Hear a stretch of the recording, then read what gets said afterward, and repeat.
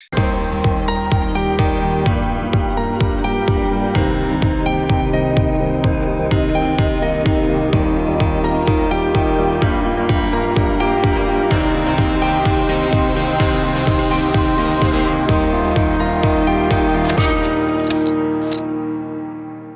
Everyone, so welcome to our channel. So बच्चे लोग, हम लोग पढ़ रहे हैं यहाँ पर क्लास 12th बिजनेस स्टडीज़, और बहुत ही बढ़िया और शानदार तरीके से विद हाई क्वालिटी कंटेंट हमने अपना चैप्टर नंबर 2 कंप्लीट किया, which is principles of management. और पूरी तरीके से वहाँ पर आपकी हुई कॉन्सेप्चुअल क्लैरिटी।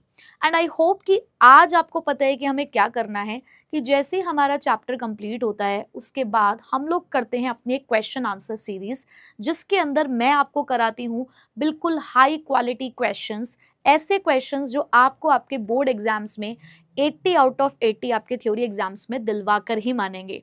तो बेटा उसके लिए हम लोगों को क्या करना होता है, उसके लिए हम लोगों को सारे लेक्चर्स अटेंड करने होते हैं। हमें अपनी डिटेल और समरी नोटबुक को अच्छे से पढ़कर आना होता है, ताकि जितने भी क्वेश्चंस मैं यहाँ पर डिस्कस करूँगी आपके साथ, आप उसके फटाफट मेरे साथ साथ आंसर्स देते रहें। तो चलिए स्टार्ट करते हैं अपनी आज की क्वेश्चन आंसर सीरीज अपने क्वेश्चन नंबर 1 के साथ। तो देखते हैं कितने बच्चों के यहाँ पर अब 80 आउट ऑफ 80 आएंगे, क्योंकि पूरे चैप्टर को हम लोग 80 मार्क्स की तरह पढ़ रहे हैं कि बस आज ही हमारा बोर्ड एग्जाम है और आज ही हमें 80 आउट ऑफ 80 लेकर आने हैं। चलिए बच्चों, तो साथ साथ कमेंट्स में आंसर मुझे चाहिए, ठीक है। मेरे बताने से पहले आप लोगों का आंसर आ जाना चाहिए। आज तुम मेरे से ज्यादा इंटेलिजेंट हो, तुम्हें पता है सारे आंसर, ठीक है। चलो, तो सबको सारे रूल्स ऑलरेडी पता हैं, तो अपना टाइम वेस्ट नहीं करते हैं और अपने क्वेश्चन नंबर 1 के साथ इसको स्टार्ट करते हैं। तो बेटा क्वेश्चन नंबर 1 क्या है हमारा? Which principle of management aims at securing the loyalty and devotion of the employees by giving them fair and just treatment? वो कौन सा प्रिंसिपल है जो इस बारे में बात करता है कि हमारे ऑर्गेनाइजेशन में काम करने वाले जो एम्प्लॉयज़ हैं वो पूरी ईमानदारी और पूरे डिवोशन के साथ काम करें, और बदले में हम उनके साथ कैसा बिहेवियर रखेंगे? फेयर और जस्ट ट्रीटमेंट रखेंगे, यानी कि सभी को एक जैसा मानकर चलेंगे। तो क्या वो यूनिटी ऑफ डायरेक्शन कहता है, क्या वो इक्विटी प्रिंसिपल कहता है, क्या वो ऑर्डर प्रिंसिपल कहता है, या यूनिटी ऑफ कमांड में ऐसा लिखा गया है? बताइए फटाफट, मेरे से पहले आपका आंसर होना चाहिए। चलिए, बता दिया है, तो करेक्ट आंसर है हमारे पास इक्विटी। इक्विटी प्रिंसिपल ही जस्ट और काइंडलीनेस बिहेवियर के बारे में बात करता है। Unity of direction one head one plan के बारे में बात करता है। ऑर्डर प्रिंसिपल कहता है कि सभी के लिए एक जो प्लेस है वो फिक्स होनी चाहिए, सभी चीजें सभी लोग अपनी अपनी जगह पर होने चाहिए। यूनिटी ऑफ कमांड कहता है one subordinate should have only one boss, ठीक है। So correct option is B. चलिए नेक्स्ट चलते हैं अपने क्वेश्चन नंबर 2 की तरफ। क्वेश्चन नंबर 2 आपसे पूछता है बेटा, what is the purpose of the time study? Time study का क्या पर्पस है? क्या उसका पर्पस है to eliminate the unnecessary motion of the workers, to estimate the amount of the rest interval, to determine the fair day work, और to differentiate between the efficient और inefficient worker?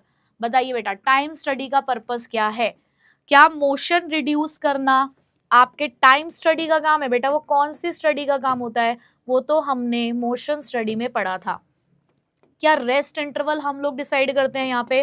बेटा rest interval हम लोग कौन सी study में पढ़ते हैं? Fatigue study. अगर हम किसी ऑप्शन को डिनाई कर रहे हैं तो हमें रीजन पता होना चाहिए कि क्यों डिनाई कर रहे हैं, कि अगर वो यहाँ नहीं आता तो कहाँ आता है। यही होती है कॉन्सेप्चुअल क्लैरिटी। यानी कि हाँ, तुक्का मार दिया, तुक्का भी मार सकते हो, कोई बात नहीं है, बट स्टिल हम लोग यहाँ पे कॉन्सेप्चुअल क्लैरिटी के साथ पढ़ते हैं तो हमें सारे आंसर पता है। To determine the fair day work, यानी कि एक दिन का आपको कितना काम मिलेगा, क्या है आपका ऑन एन एवरेज एक पर्सन कितना काम कर सकता है, क्या वो हम डिसाइड करते हैं टाइम स्टडी में, या हम एफिशिएंट और इनएफिशिएंट वर्कर्स को अलग करने का काम करते हैं? मैडम ये हमने पढ़ा है, लेकिन इसके लिए हमने अलग से एक टेक्निक पढ़ी है, डिफरेंशियल पीस वेट सिस्टम। सो बेटा करेक्ट ऑप्शन क्या हुआ इस केस में? करेक्ट ऑप्शन हुआ हमारा ऑप्शन नंबर सी। सब सही जा रहे हैं, सबके आंसर पता है मुझे। चलो, मेरे बच्चे सारी पढ़ाई करके आए हैं, मैडम की सारी बातें मानते हैं और अपनी पूरी पढ़ाई अच्छे से करके आते हैं, है ना। चलो आगे चलें, चलो चलो चलो। Which of the following statement is related to the division of work? इसमें से क्या बात डिवीजन ऑफ वर्क के लिए सही कही गई है? क्या बात है? Resources should be divided equally among department, सभी के बीच में रिसोर्सेज इक्वल डिवाइड होने चाहिए। Work should be divided into the smaller parts, या काम लोगों के बीच में डिवाइड होना चाहिए। Subordinate should be divided among the sub superiors, या सबॉर्डिनेट बटे होने चाहिए सुपीरियर्स के बीच में, या department should be divided into the sub section, के डिपार्टमेंट के भी सब डिपार्टमेंट हम लोगों को यहाँ पे बनाने होते हैं। बताओ बेटा, नाम ही बता रहा है ना उसका काम, डिवीजन ऑफ वर्क, कि काम को बांटना है। तो बेटा करेक्ट ऑप्शन क्या हुआ? करेक्ट ऑप्शन हुआ ऑप्शन नंबर बी। चलिए आगे चलें, चलो नेक्स्ट नेक्स्ट नेक्स्ट नेक्स्ट पूछा पिताजी का नाम, किसके पिताजी का नाम पूछ रहे हैं? Who is known as the father of the scientific management. बताओ who is known as the father of scientific management, बिना ऑप्शन देखे। मेरे प्यारे बच्चों को सबको पता है। क्या वो F.W. टेलर हैं, क्या वो हैरोल्ड कून्स हैं, क्या वो गिलब्रेथ है, या वो हेनरी फेयोल हैं? बताइए भाई, ये दोनों कौन है? इन दोनों को तो हमने अब तक पढ़ा ही नहीं है, हम नहीं जानते ये कौन है। ये हमारे कोई पड़ोसी वड़ोसी नहीं है। इन दोनों का नाम हमने सुना है, जिसमें से साइंटिफिक मैनेजमेंट के प्रिंसिपल हमें किसने दिए हैं? F.W. टेलर। तो करेक्ट ऑप्शन क्या हुआ बेटा? ए। लास्ट टाइम से स्पीड हमारी बढ़ गई है, क्योंकि अब हम फैमिलियर हो चुके हैं कि कैसे काम करना है, और अब हमें पता है कि चैप्टर की प्रिपरेशन भी कैसे करनी होती है ना। चलिए, which of the following statement describes the unity of direction, इनमें से क्या यूनिटी ऑफ डायरेक्शन को बेस्ट डिस्क्राइब कर रहा है? One head one plan, one subordinate one superior, one work one person, या one superior one department. Unity of direction, कि जहां तुम चले हम तुम्हारे पीछे पीछे हो लिए, तुम जहां कहोगे हम वहीं जाएंगे, यानी कि एक हेड का एक ही प्लान होना चाहिए। One head should have one plan. तो फिफ्थ का क्या आंसर हुआ करेक्ट? Option number A. चलो जी, हंसते हंसते यहाँ तक पहुंच गए क्वेश्चन नंबर 6 की तरफ। What is the formal line of authority and communication that runs from the top to bottom level of management? वो कौन सी फॉर्मल लाइन होती है जो टॉप से लेकर बॉटम तक जाती है और जिसको हम कम्युनिकेशन के लिए इस्तेमाल करते हैं? क्या वो गैंग बॉस है, क्या वो स्केलर चेन है, क्या वो इक्विटी है, क्या वो मेथड स्टडी है? बताओ बेटा, फटाफट मुझे आंसर चाहिए, मैं सबके आंसर्स देखूंगी। जब भी ये वीडियो आएगी मैं बिल्कुल आंसर देख रही होंगी आप लोगों के। बताइए बताइए बताइए, इधर उधर की बातें ना किया करें, पढ़ाई किया करें पढ़ाई के टाइम पे, है ना। तो क्या है बेटा करेक्ट ऑप्शन? Scalar chain. हम लोगों ने इस तरीके से पढ़ा था स्केलर चेन, कि हमारे ऑर्गेनाइजेशन में बातचीत करने का ये कह सकते हो सिस्टम है। इस सिस्टम के थ्रू हम लोग, इस चेन के थ्रू हम लोग यहाँ पे बातचीत करते हैं, और अगर कभी इमरजेंसी आ जाए तो गैंग प्लैंक का हम इस्तेमाल कर सकते हैं। ठीक है, चलो आगे चलें क्वेश्चन नंबर 7 की तरफ। बेटा क्वेश्चन नंबर 7 क्या कहता है? Dash involves a complete change in mental outlook, दिमाग बदलो, अपनी सोच बदलो, एटीट्यूड बदलो, of the workers and the management from competition to cooperation. इसमें से कौन सा प्रिंसिपल या कौन सा पॉइंट ये डिस्क्राइब करता है कि हमें अपने मेंटल आउटलुक में चेंज करना है, मैनेजमेंट और वर्कर को ये रियलाइज करना है कि कंपटीशन नहीं करना, कॉपरेशन करना है? क्या वो science not rule of thumb है? क्या वो subordination of individual interest to general interest है? क्या वो मेंटल रिवोल्यूशन है? क्या वो इनिशिएटिव है? बताइए फटाफट बताइए, क्या है इनमें से? Very very very good, correct option is mental revolution. अब मुझे आप लोग कमेंट में ये बताओ कि ये मेंटल रिवोल्यूशन तुमने कौन से प्रिंसिपल में पढ़ा था? क्या ये साइंटिफिक मैनेजमेंट में पढ़ा है, या तुमने फ्योल्स के प्रिंसिपल में पढ़ा है? और अगर फ्योल के में पढ़ा है या साइंटिफिक जिसके में भी पढ़ा है, उसमें से भी कौन सा प्रिंसिपल था, वो तुम मुझे कमेंट में बताओगे तो मैं तुम्हें मानूंगी कि हाँ तुम बहुत बढ़िया तरीके से पढ़ रहे हो, गेस नहीं कर रहे हो यहाँ पे आंसर्स को जस्ट। ठीक है बेटा, तो नेक्स्ट हमारा क्वेश्चन है क्वेश्चन नंबर 8, जो क्या कहता है?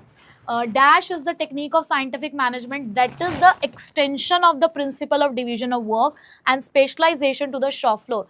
इसमें से कौन सी टेक्निक डिवीजन ऑफ वर्क का तो एक्सटेंशन है, और यहाँ पर स्पेशलाइजेशन लेकर आता है शॉप फ्लोर पे, यानी कि ऑपरेशनल लेवल पे?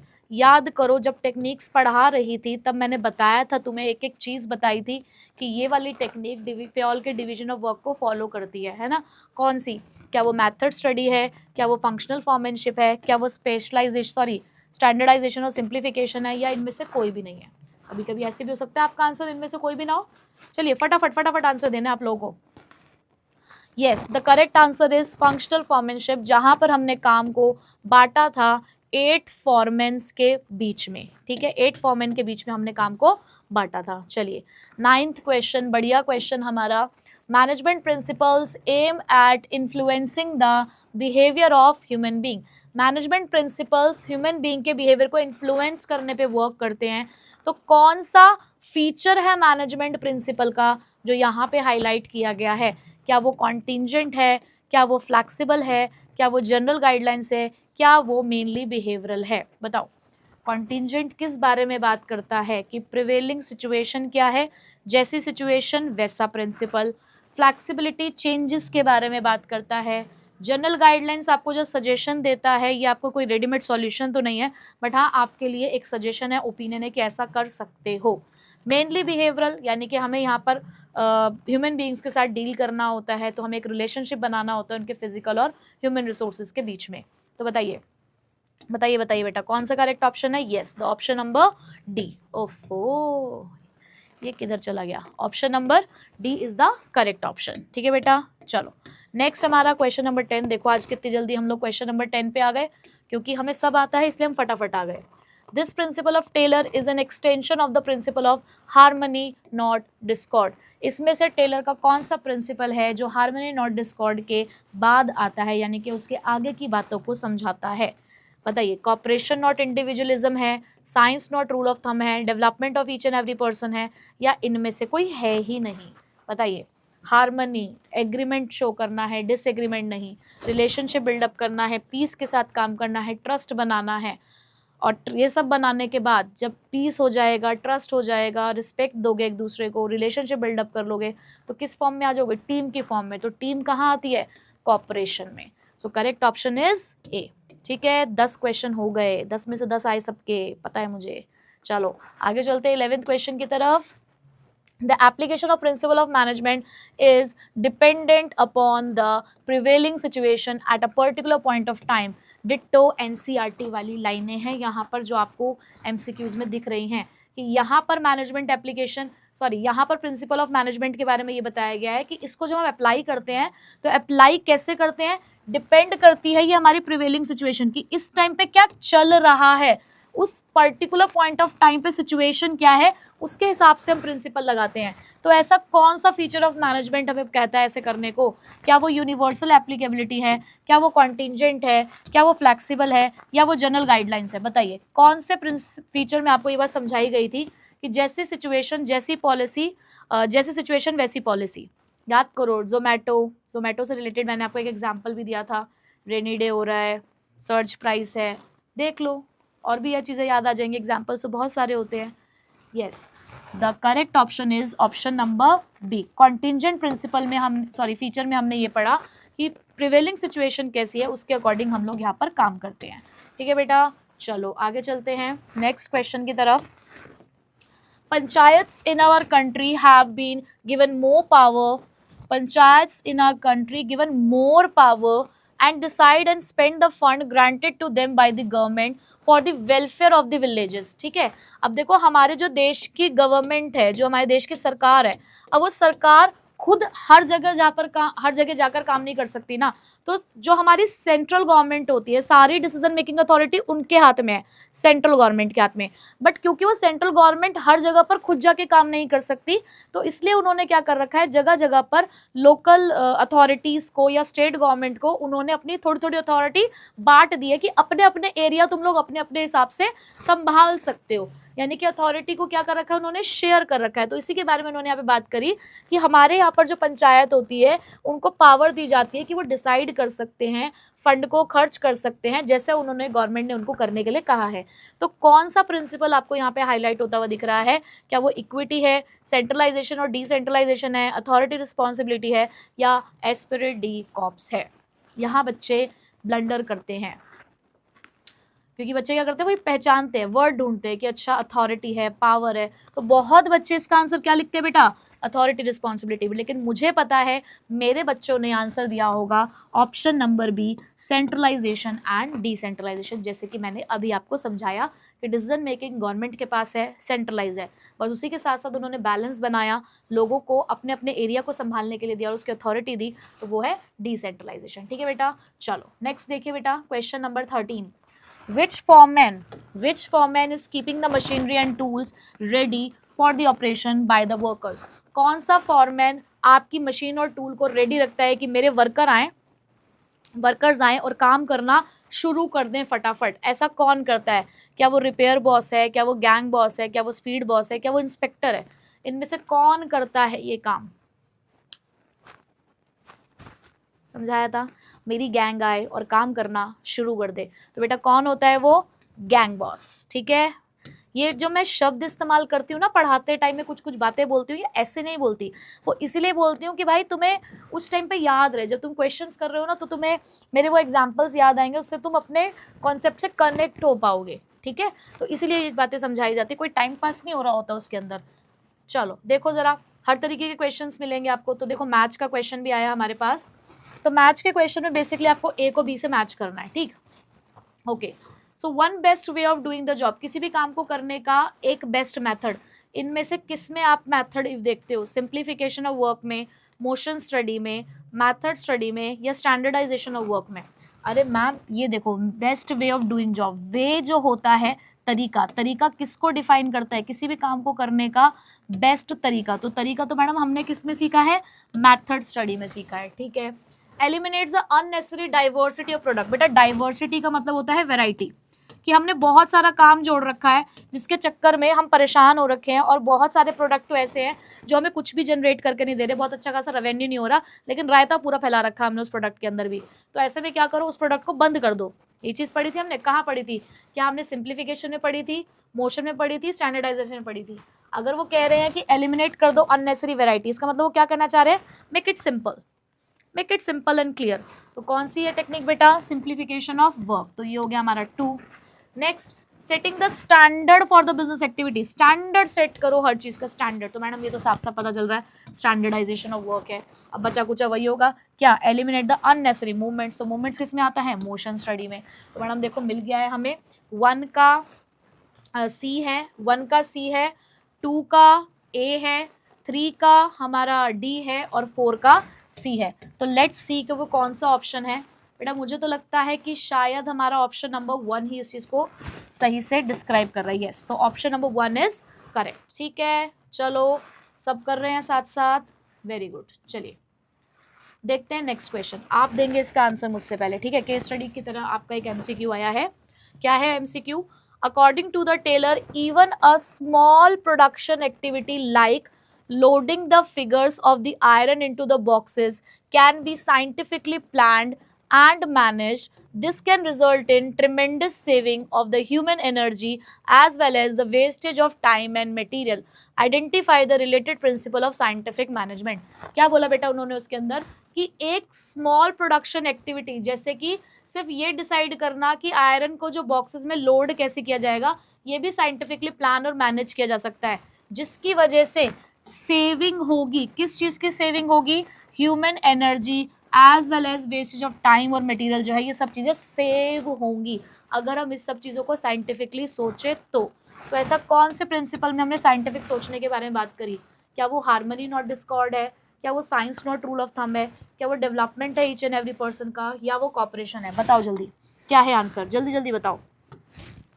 मैम साइंटिफिकली सोच रहे हैं, तो साइंटिफिकली तो हमने कहाँ सीखा था? Science not rule of thumb, क्योंकि वहाँ तो हम रिश्ते बना रहे थे, या हम टीम बना रहे थे, या हम लोगों को स्किल्स के अकॉर्डिंग उनका काम बांट रहे थे। तो साइंटिफिकली काम तो हम लोग science not rule of thumb में ही सिखा रहे हैं करना, ठीक है। वेरी गुड, आई होप कि आप सभी लोगों ने यहाँ तक आंसर्स करेक्ट दिए होंगे, ठीक है। चलो आगे चलते हैं। Next, statement based question. और बेटा स्टेटमेंट बेस्ड क्वेश्चन को करने का क्या अप्रोच रहता है मेरा, वो तो बताओ क्या अप्रोच होता है? स्टेटमेंट को ट्रू ढूंढना है कि ट्रू है या नहीं, ठीक है। स्टेटमेंट बेस्ड क्वेश्चन इजी होते हैं as compare to assertion reasons, ठीक। चलो, according to the principle of order, वो कह रहे हैं प्रिंसिपल ऑफ ऑर्डर में हमने क्या पढ़ा? There should be place for everything and everyone for maximum efficiency, कि वहाँ पर हमने ये कहा कि सभी लोग और सभी चीज़ें अपनी अपनी जगह पर हों एफिशिएंसी को अचीव करने के लिए। क्या ये बात आपको सही समझ आ रही है? हाँ जी मैम, बिल्कुल सही समझ आ रही है। Statement 2, if there is a fixed place for everything and it is present there, then there will be no obstruction in the work. और अगर सभी चीज़ें अपनी अपनी जगह पर होंगी तो किसी भी तरीके से काम में रुकावट नहीं आएगी। इसलिए तो हम कह रहे हैं कि घर पे अपना यूनिफॉर्म सही से सही जगह पर रखा करो, अपनी बेल्ट, अपनी टाई, अपने शूज़, अपना बैग, अपनी यूनिफॉर्म सब अपनी अपनी जगह पर रखा करो, ताकि नेक्स्ट डे ढूंढने में कोई दिक्कत ना आए और स्कूल के लिए लेट ना हो जाओ। तो यहाँ पर भी बोला ना कि अगर सभी चीज़ें अपनी जगह पर होंगी तो किसी भी तरीके की कोई प्रॉब्लम नहीं होगी। तो मैम ये बात भी बिल्कुल 100% करेक्ट है। So both the statements are true, ये हमारा ऑप्शन होना चाहिए। लेट्स सी कि वो ऑप्शन कौन सा है। अरे मैडम यहाँ तो ऑप्शंस में ही गड़बड़ है। Both the statements are true और ये ऑप्शन नंबर सी है हमारा और ये ऑप्शन नंबर डी हो गया। ठीक है, चलो ये इतने एरर तो चलते हैं। चलिए आगे चले हम क्वेश्चन नंबर 18 की तरफ। चलो बेटा देखो कितनी जल्दी हमारे क्वेश्चंस होते चले जा रहे हैं। Fatigue study is important to maintain the efficiency level of the worker. Fatigue study इसलिए इंपॉर्टेंट है क्योंकि इससे हम अपने वर्कर्स का एफिशिएंसी लेवल यानी कि उनका स्टैमिना जो है उसे मेंटेन कर सकते हैं। इसलिए क्यों? क्योंकि फेटिक स्टडी में हम क्या स्टडी करते हैं बेटा कि उनके थकान, उनको रेस्ट इंटरवल्स कितने मिलने चाहिए। तो मुझे कहीं हद तक ये बात सही नजर आ रही है।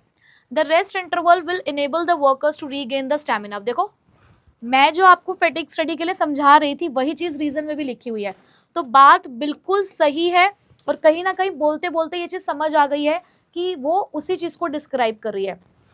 फेटिक स्टडी किस लिए की जाती है कि हमें ये जानना है कि कितना अमाउंट और नंबर ऑफ रेस्ट इंटरवल्स मिलने चाहिए। ठीक है, क्यों हम ये स्टडी कर रहे हैं? ताकि जो हमारा वर्कर है वो अपने स्टैमिना को रीगेन करे और दोबारा से उसी एफिशिएंसी के साथ काम करे। So both are true and R is the correct explanation of A. अब हमें पता है बेटा जब एक चीज़ हो जाती है उसके बाद ये अज्यूम किया जाता है कि आप रेडी हो अब इस चीज़ के लिए। ठीक है, तो पढ़ के आए हैं, नहीं पढ़ के आए हैं तो पहले लेक्चर्स अटेंड कर लो, उसके बाद क्वेश्चंस को एक बार ट्राई कर देना। ठीक है, चलो अब आते हैं नेक्स्ट क्वेश्चन की तरफ। Management principles have to be modified as per the changes in the business environment.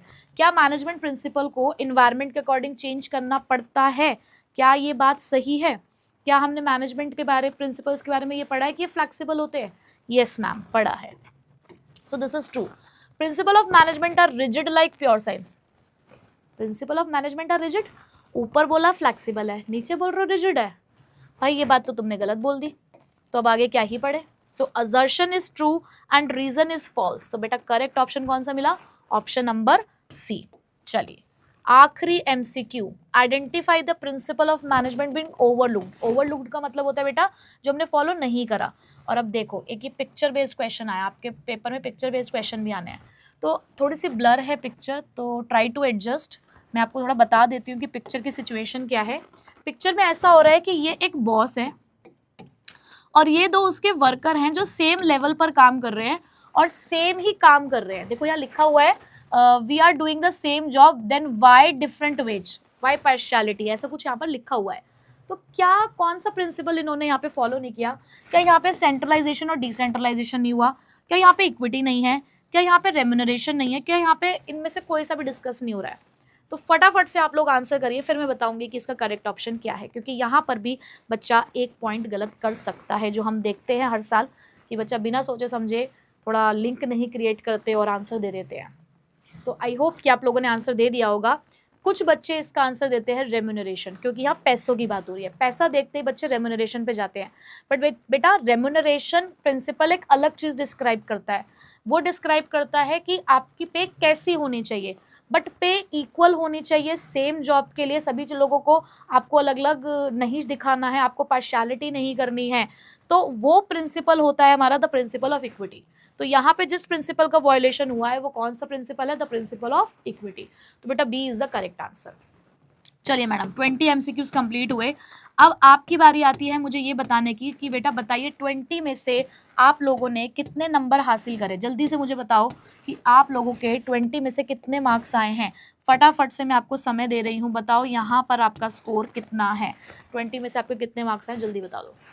ठीक है, चलो बता दिया है, वेरी गुड। अब आते हैं 3 मार्क्स के क्वेश्चन की तरफ।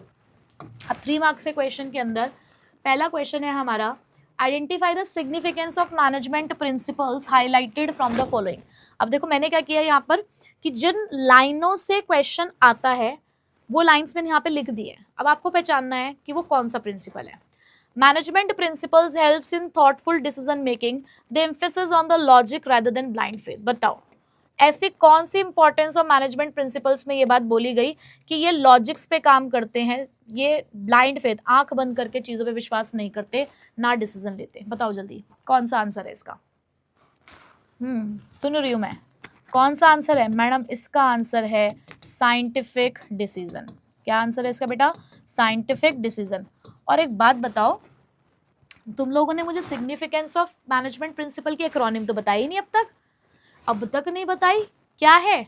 Fulfilling moms insights into reality, fulfilling moms insights into reality. ठीक है, तो यहाँ पर हमने उसी में से एक खोज कर निकाला साइंटिफिक डिसीजन। अगला क्या है? Professional courses such as BBA MBA also teach this principle as a part of their curriculum.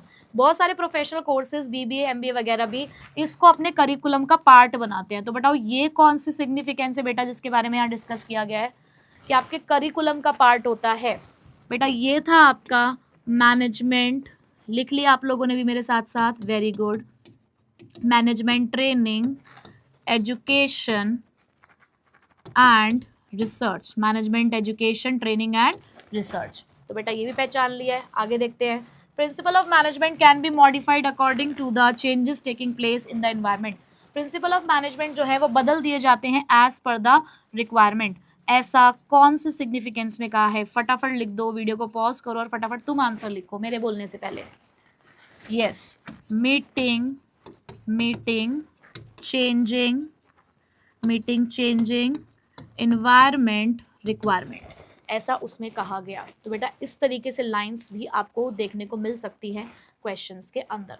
तो कुछ डिफरेंट तरीके के क्वेश्चंस मैं आपके सामने इस बार लेकर आई हूँ कि आपको हर तरीके से खुद को प्रिपेयर करना है। ठीक है, अब अगला क्या है? Identify the nature. अब नेचर देख के कंफ्यूज नहीं होना, नेचर बोलूँ, फीचर्स बोलूँ, कैरेक्टरिस्टिक्स बोलूँ, बात एक ही है। अब उसके लिए एक्रोनिम क्या थी मुझे जल्दी से बताएंगे, आप बताएंगे मैं नहीं बताऊंगी। बताइए क्या थी एक्रोनिम? क्या थी? खाने पीने की चीज़ों के बारे में थी बेटा, याद करो क्या थी एक्रोनिम इसकी, बताइए जल्दी। फीचर्स की एक्रोनिम थी अंडर ग्रेजुएट बॉयज कॉलेज की कैंटीन में क्या करने गए थे? कॉलेज की कैंटीन में फ्रूटी और फेंटा पीने गए थे, ठीक है, इसी में छिपे थे हमारे फीचर्स। ठीक, और एक बच्चे ने अपनी एक एक्रोनिम बनाई थी, जब मैंने ये टॉपिक पढ़ाया था तो मैंने वो एक्रोनिम पढ़ी थी, वेरी गुड। इस तरीके से आप अपनी एक्रोनिम्स बना सकते हैं। ठीक है बेटा, चलो देखो। They do not provide the readymade solution as business environment is ever changing and dynamic. वो कह रहे हैं कि ये आपको रेडीमेड सॉल्यूशन नहीं देता। आपकी बुक में और मेरे नोट्स में यहाँ पर एक वर्ड लिखा हुआ था, एक बच्चे ने पूछा भी है कि इसका क्या मतलब है, स्ट्रेट जैकेट सॉल्यूशन। ये लाइन लिखी हुई है वहाँ पे कि दे do not provide the readymade straight jacket solution. तो स्ट्रेट जैकेट सॉल्यूशन का मतलब क्या है बेटा यहाँ पे कि आपने किताब खोली और किताब खोलते ही आपको आपके क्वेश्चन का आंसर मिल गया। मैनेजमेंट प्रिंसिपल ऐसे नहीं होते, ये सिर्फ आपको सजेशन देते हैं। जैसे कई बार आपने देखा हो ना क्वेश्चन के नीचे हिंट लिखा होता है, तो ये आपके लिए हिंट है, ये आपके लिए पूरा सॉल्यूशन नहीं है, सिर्फ हिंट है जिससे आप समझ सकते हो कि क्या करना होगा। तो स्ट्रेट जैकेट सॉल्यूशन का मतलब होता है कि ये आपके लिए कोई आंसर की नहीं है जिसका आप इस्तेमाल कर सको। ठीक, तो ऐसा कौन से फीचर में बोला गया था कि these are not the straight jacket solution, these are just the opinions, just the suggestions. तो बेटा ऐसा आपने पढ़ा था किसमें? जनरल गाइडलाइंस में। ऐसा हमने किसमें पढ़ा? जनरल गाइडलाइंस में। ठीक, very good. They are applied to all types of organisation, हर जगह अप्लाई कर सकते हो, बिजनेस हो चाहे नॉन बिजनेस हो, हर तरीके के ऑर्गेनाइजेशन में अप्लाई कर सकते हो बेटा, हर तरीके के जगह पर आप इसको अप्लाई कर सकते हैं। फटाफट बताइए कौन सा है, बहुत ईजी है, बता दिया, वेरी गुड। इसका आंसर है यूनिवर्सल एप्लीकेबिलिटी। क्या है इसका आंसर? Universal applicability. ठीक है, चलो आगे चलते हैं। They are developed to the research work on the basis of, ये रिसर्च वर्क के बेसिस पे डेवलप किए जाते हैं और मैनेजर के एक्सपीरियंस के बेसिस पे। तो बताओ बेटा कौन सा फीचर आपको यहाँ नज़र आ रहा है? बताओ जल्दी बताओ तुम, फिर मैं बताऊंगी। रुको और पहले आंसर करो। चलो बता दिया है, तो आंसर है formed by experiment and observation, formed by observation and experimentation. ठीक है जी, तीनों फीचर समझ आ गए, याद आ गए? चलो बहुत बढ़िया, अपने आप को नंबर देते रहना, देखते रहना तुम कितने क्वेश्चन के आंसर करेक्ट दे रहे हो। अब तुम्हारे पीके साहब आ गए, पीके लिमिटेड, पीके भाई आ गए और बड़ी सी केस स्टडी आ गई है। तो बेटा बड़ी सी केस स्टडी आई, क्या करते हैं हम लोग? सबसे पहले केस स्टडी को सॉल्व करने से पहले बेटा हम लोग देखते हैं कि क्या पूछा है। हमसे पूछा है 3 इम्पॉर्टेंस ऑफ मैनेजमेंट। फिर से मैम इम्पॉर्टेंस तो आपने पढ़ा ही नहीं, बेटा इम्पोर्टेंस, इम्पोर्टेंस मतलब सिग्निफिकेंस ही पूछिए आपसे, वही fulfilling moms insights into reality वाला। तो आपको 3 इंपॉर्टेंस बतानी है। कैसे बतानी है भाई? हाईलाइट करना है ऊपर से ही और लाइंस कोट करनी है। ठीक है, लाइंस कोट करनी है और ऊपर से ही देखना है सब कुछ। ठीक है, फिर तो काम हमारा आसान है। चलो लेट्स सी क्या है हमारा क्वेश्चन। सो बेटा question is PK limited is well known company manufacturing the washing machine, washing machine बनाते हैं, and company has a policy of paying the proper attention to the training of the manager. तो ये लोग क्या करते हैं, अपने मैनेजर्स को प्रॉपर ट्रेनिंग देते हैं। The organisation teaches the various management principle to the manager wherever required so that they apply them and understand the practical aspect of the business through them। तो उन्होंने यहाँ पे क्या किया कि ऑर्गेनाइजेशन ने सिखाया मैनेजमेंट प्रिंसिपल को अपने मैनेजर्स को। ठीक है, क्यों सिखाया? कि जब भी उन्हें जरूरत लगे तो वो इनको अप्लाई कर सके और समझ सके कि उस बिजनेस के अंदर प्रैक्टिकल अप्रोच क्या होगी, प्रैक्टिकल एस्पेक्ट्स क्या है। जो सोचा उसको एक्शन में लाना, जो सोचें उसे एक्शन में लाना। ऐसा कौन से सिग्निफिकेंस से बोला गया था? सोच को एक्शन में कन्वर्ट करना, इनसाइट्स इनटू रियलिटी। मिल गया आंसर? तो बेटा यहां पर कौन से वाली आपकी सिग्निफिकेंस है? Provides useful insights into reality, provides useful insights into reality। ठीक, next, year by year the organization is able to increase its revenue because they are able to economically use the funds of the company and increase the output of the workers through various principle of management। अब यहाँ पे लिखा है कि साल bye साल मतलब year by year organisation अपने रेवेन्यू इंक्रीज कर पा रही है। क्यों इंक्रीज कर पा रही है? क्योंकि वो इकोनॉमिकली यूज करते हैं अपने फंड का, कि कंपनी के जो भी फंड होते हैं उसका बहुत अच्छे तरीके से इस्तेमाल करते हैं, जिससे आउटपुट जो है वो बढ़ रहा है।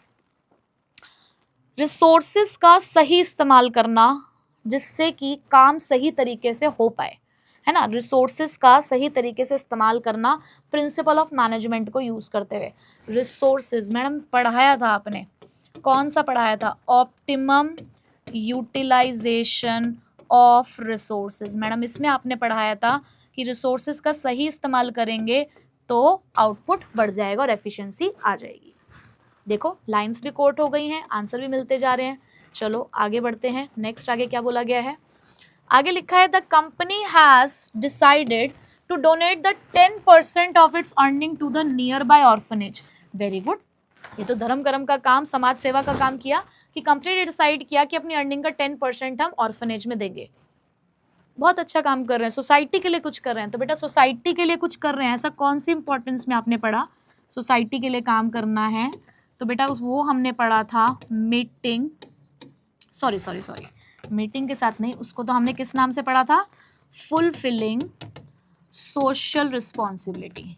किस नाम से पढ़ा है? Fulfilling social responsibility. लो जी, देखिए आपने केस स्टडी सिग्निफिकेंस से रिलेटेड कि बस पहचानना था और लिखना था, लाइंस कोट करनी थी। समझ आ रहा है? आ रहा है याद जो पढ़ा है बेटा? स्टार्टिंग के ही कॉन्सेप्ट से है, अभी से ही परेशान तो नहीं हो रहे हो? चलो अब फिर से बहुत बड़ी सी केस स्टडी आई हमारी, 3 नंबर का आखिरी क्वेश्चन है ये हमारा। ओहो ये क्यों परेशान कर रहा है हमें? चलो किस चीज़ का क्वेश्चन है बेटा? देखो ज़रा यहाँ पर हम, identify those 3 principle of management that have been ignored in this case. और यहाँ पर भी आपको लाइन्स कोट करनी है। पहली बात तो उन्होंने बोला है the principle of management, principal of management होना चाहिए। इग्नोर कर रहे हो यानी कि फॉलो नहीं कर रहे हो, और आपको सीधे सीधे लाइन्स कोट करनी है। ठीक है मैम, कोई दिक्कत नहीं है, हम प्रो हैं, सारे प्रिंसिपल फटाफट से आइडेंटिफाई कर देंगे। ठीक है चलो। सो नोबिता तुम्हारा फेवरेट वही कार्टून कैरेक्टर तो तुम देखते हो, जो भी सीरीज देखते हो, एनिमे जो भी तुम देखते हो वहीं से निकला आपका। So Nobita manufactures the curtain cloths, noticing its popularity in the market the company decided to manufacture the bedsheets also. तो ये कर्टेन क्लोथ्स बनाते थे, लेकिन अपनी पॉपुलैरिटी को देखते हुए इन्होंने बेडशीट्स भी बनाना शुरू कर दिया।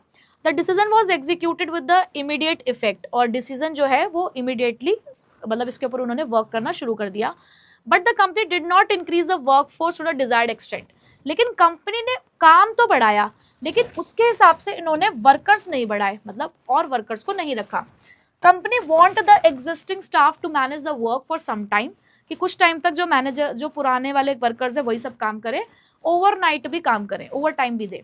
The result was that the one hand the new product of the company failed to keep its hold on the market, and on the other hand due to overwork the efficiency of the employees declined. तो क्या हुआ, company ने यहाँ पर सबसे बड़ी गलती करी कि कंपनी चाह रही थी कि बढ़ते हुए काम को पुराने लोग ही करें, ठीक है, जिसकी वजह से क्या हुआ, एक तो उनके पहले वाला जो प्रोडक्ट था वो नया, देखो रिजल्ट क्या हुआ कि एक तरफ जो नया प्रोडक्ट था वो फेल हो गया, ठीक है, दूसरी तरफ ओवरवर्क कराने की वजह से क्या अफेक्ट हुआ, आपकी कंपनी की एफिशिएंसी, आपके वर्कर की एफिशिएंसी जो लगातार है वो घट गई. क्यों घट गई, क्योंकि तुमने एक समझदारी का काम नहीं किया, तुमने डिवीजन ऑफ वर्क को फॉलो ही नहीं किया कि काम को बांटना है, कैसे बांटना है, according to their skills, competence and capabilities. आपको उस हिसाब से काम को बांटना था ना. अब आपने डिवीजन ऑफ वर्क फॉलो नहीं किया तो एफिशिएंसी डाउन हो गई, फॉलो करते तो एफिशिएंसी अप जाती. मिल गया पहला प्रिंसिपल. चलिए बहुत बढ़िया, आगे चलते हैं. आगे क्या बात हो रखी है. On several occasions it was discovered that a subordinate was getting instructions for 2 or more managers. लो एक और सोने पे सुहागा. हमें क्या मिला, हमने ये देखने को मिला कि जो सबॉर्डिनेट्स हैं उन्हें एक से ज़्यादा लोगों से इंस्ट्रक्शंस लेनी पड़ रही है, एक से ज़्यादा लोगों से इंस्ट्रक्शंस लेनी पड़ रही है. यानी कि एक बॉस, यानी कि एक सबॉर्डिनेट को अलग अलग बॉस को यहाँ पर क्या करना पड़ रहा है, रिपोर्ट करना पड़ रहा है. फिर तुमने एक बहुत इंपॉर्टेंट प्रिंसिपल को यहाँ पे वायलेट कर दिया. क्या नाम है उस प्रिंसिपल का, यूनिटी ऑफ कमांड. ये देखो यूनिटी ऑफ कमांड तुम फॉलो नहीं कर रहे. दूसरा प्रिंसिपल भी मिल गया मैडम. चलो आगे चले ज़रा, ये तो कंपनी बड़ी ख़राब है, सारे काम गलत कर रही है. चलो आगे क्या हुआ. Managers have started giving simple and easy work to their known employ and complex and difficult work to other employ. तो बहुत गलत बात है. The company was now ignoring the rules completely. ये तो और भी ज़्यादा गलत बात है. तुमने क्या किया, मैनेजर्स जो है वो सिंपल और इजी वर्क जो था वो अपने जान पहचान वालों को दे रहे हैं, और जो डिफ़िकल्ट वर्क है वो दूसरे लोगों को दे रहे हैं. मतलब जो रिश्तेदार हैं उन्हें तो आसान काम दे दिया, और जो रिश्तेदार नहीं है उसको डिफ़िकल्ट काम दे रहे हो. यार ये क्या बात है. कंपनी में कौन सी रिश्तेदारी निभाई जा रही है, कंपनी में कोई रिश्तेदारी निभाई नहीं जाती. कंपनी में तो सबके साथ समान बिहेवियर रखा जाता है, इक्वल एंड जस्ट बिहेवियर. तो यहाँ कौन सा प्रिंसिपल वायलेट हुआ मेरे बच्चे, इक्विटी फॉलो नहीं किया. मिल गया. 3 प्रिंसिपल मिल चुके हैं, लेकिन कहीं ना कहीं एक प्रिंसिपल बच्चों को और दिख रहा होगा, the company was now ignoring the rules completely. तो रूल्स कहीं ना कहीं आप लोगों ने डिसिप्लिन में पढ़ा है, बट मैं यही कहूँगी कि जब आपको पहले 3 मिल गया और बहुत ही क्लैरिटी के साथ मिल गया तो वहीं स्टॉप कर जाना. क्वेश्चन पूछे कि 4 प्रिंसिपल है तो 4 हम लिखेंगे, ठीक है. और कहीं ना कहीं आप अगर नहीं आइडेंटिफाई कर रहे, भाई डिवीजन ऑफ वर्क समझ नहीं आया, यूनिटी ऑफ कमांड समझ आ रहा है, इक्विटी से साफ साफ समझ में आ रहा है, डिवीजन ऑफ वर्क नहीं समझ में आया, तो अगर आपने डिसिप्लिन भी आइडेंटिफाई कर लिया होगा तो आपको नंबर मिल जाएंगे, ठीक है. कोई दिक्कत वाली बात नहीं है, परेशान नहीं होना. तो बेटा यहाँ तक हमने 3 नंबर के क्वेश्चंस कंप्लीट कर लिए. अब क्या क्या कर चुके हैं, एमसीक्यूज कर चुके हैं 1 से लेकर 20 तक, 20 नंबर के. 3 नंबर के 4 क्वेश्चन सॉल्व कर चुके हैं बेटा 12 नंबर के. तो आपको पता है कि 32 नंबर का पेपर हमने यहाँ पर कर लिया है. तो जब 32 नंबर का पेपर कर लिया तो आपको क्या करना है, मुझे मार्क्स बताने हैं कि इस 32 में से आपके कितने मार्क्स आए. आपने आइडेंटिफाई भी कर लिया हो तो आपने अपने आप को फुल मार्क्स देने हैं, ठीक है. तो बेटा आज हम लोगों ने यहाँ पर 3 मार्क्स तक के क्वेश्चंस को कवर अप किया है. अब आपको पता है कि पहली क्लास जो होती है वो इसीलिए थोड़ी सी ईजी रखी जाती है कि बच्चों को समझ आए कि भैया हलवा नहीं है, हलवा है भी तो कौन से वाला, मूंग की दाल का हलवा है, थोड़ा सा मेहनत करना पड़ेगा, स्वाद तभी बहुत बढ़िया आएगा, ठीक है बेटा. तो अगली क्लास में आना थोड़ा सा और पढ़ के, क्योंकि जो 4 से 6 नंबर के क्वेश्चन होते हैं वही तुम्हारी रियल नॉलेज को टेस्ट करते हैं. तो उसके लिए फिर से एक बार अपने चैप्टर को पढ़ के आओ, और अगली क्लास में फिर मज़ेदार तरीके से आगे की केस स्टडीज़ के क्वेश्चंस हम लोग सॉल्व करेंगे, ठीक है. और क्या करना होता है आपको पता ही है. आरकेजी ऐप डाउनलोड नहीं करी है तो बेटा डाउनलोड कर लो, फ्री बैच का फ़ायदा लो, और जितने भी यहाँ पे हम लोग कंटेंट शेयर करते हैं आपके साथ वो सारी चीज़ें आप लोगों को वहाँ पर मिल सकती हैं. मोर ओवर अगर कुछ बच्चे अभी भी इस चैनल पे नए हैं, पहली बार आज आप इस वीडियो को देख रहे हैं, तो बेटा प्लीज़ अब चैनल को सब्सक्राइब कर दीजिए, क्योंकि यहाँ पर पूरे साल बहुत ही बेहतरीन तरीके से ऑफलाइन सेंटर से भी अच्छी पढ़ाई आपको यहाँ पर इस यूट्यूब चैनल के ऊपर कराई जा रही है। तो फटाफट से चैनल को सब्सक्राइब कर दीजिए, वीडियो को लाइक कर दीजिए और अपने प्यारे प्यारे दोस्तों के साथ इसको शेयर करना भी मत भूलिएगा। सो मिलेंगे आपसे नेक्स्ट वीडियो में। Till then keep smiling, keep growing. Thank you so much इस लेक्चर को पूरा ध्यान से देखने के लिए। आई होप आपको ये पूरा वीडियो लेक्चर बहुत अच्छे से समझ आया होगा। मुझे कमेंट करके ज़रूर बताना कि क्या ये वीडियो लेक्चर आपको अच्छे से समझ आया, और अगर आपके मन में कोई भी डाउट है इस वीडियो के अंदर तो प्लीज़ मुझे कमेंट करना, मैं पूरी कोशिश करूँगा आपके रिप्लाई करने की। हमारे चैनल को सब्सक्राइब ज़रूर कर लेना, और यहाँ पर जो प्लेलिस्ट्स आ रही हैं उन्हें अच्छे से फॉलो करना, इसमें आपकी कंप्लीट प्रिपरेशन हो जाएगी। एंड जाने से पहले हमारे इन सोशल मीडिया अकाउंट्स पर मेरे साथ पर्सनली कनेक्ट हो सकते हो, और मुलाकात करूँगा अब आपसे आपकी नेक्स्ट वीडियो में।